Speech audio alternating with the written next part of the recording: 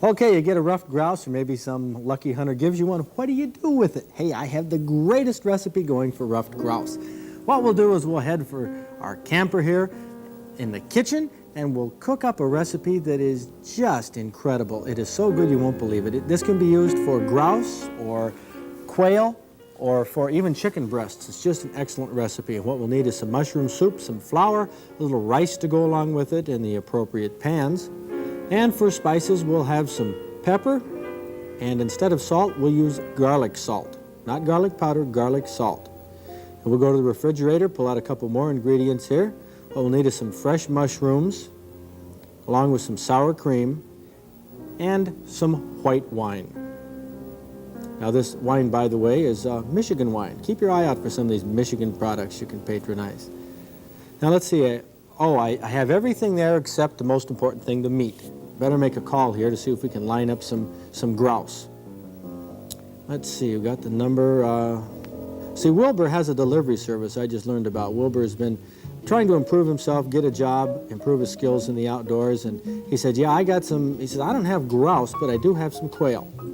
So after that conversation, I said, well, send it to me, because I'm right in the middle of this recipe. What we do is we take the sour cream. Now this is a half pint of sour cream, and you want to mix it with 4 tablespoons of flour. So you're going to pre-mix these until it's smooth.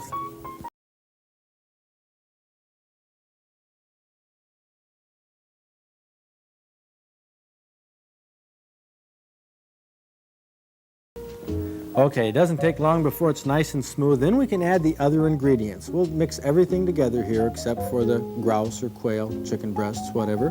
We'll put in 1 cup of wine. And this will, of course, thin out the mixture a bit and give it a really nice little taste. Also add a can of mushroom soup.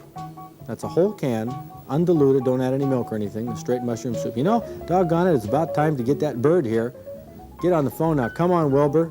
He said he had trouble locating the camper. I mean, I do move around a lot and cook on location, but he said he was going to bring it to me. I'm right by the woodlot there. Doggone it. You better get it here in time. Okay, there we go with the mushroom soup.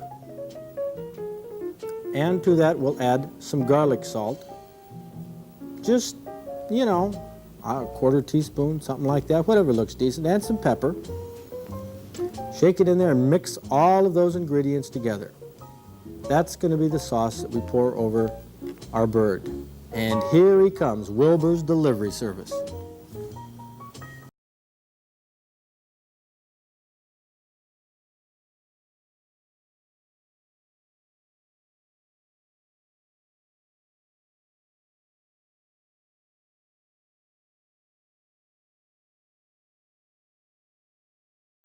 Well, Wilbur hasn't changed much over the summer. Still has trouble getting his pack off, loaded with all sorts of ridiculous gear, but there it is. He has our fresh game. Well, actually, it's frozen game. Delivered it from quite a distance. Puts his pack back on. You notice he's cleaned up his act. He got some glasses, he got a nose job, grew a nice little mustache, takes off on his bike.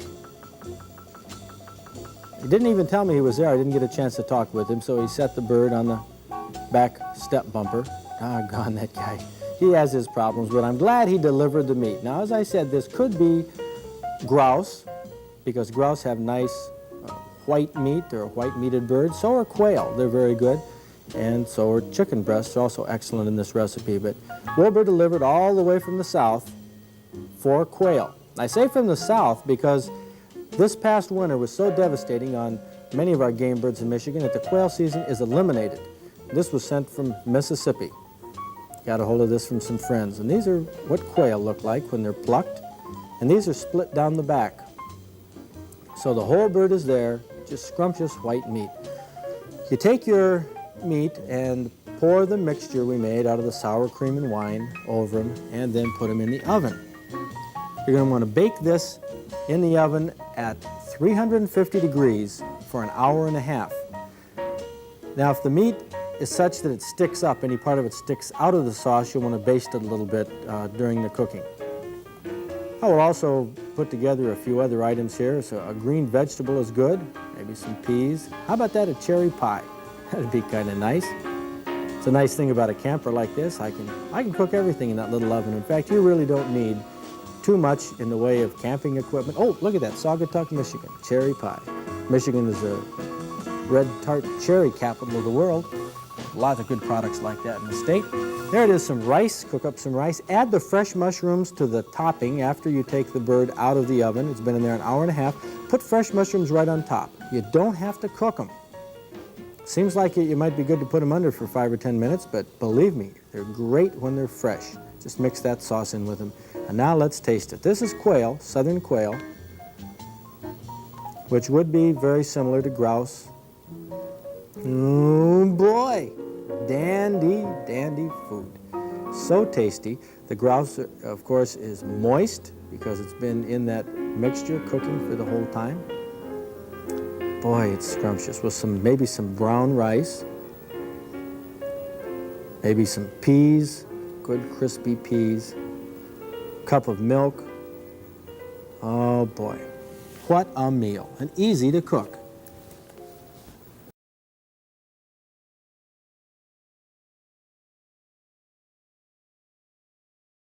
Now we'll put that cherry pie, dish that out.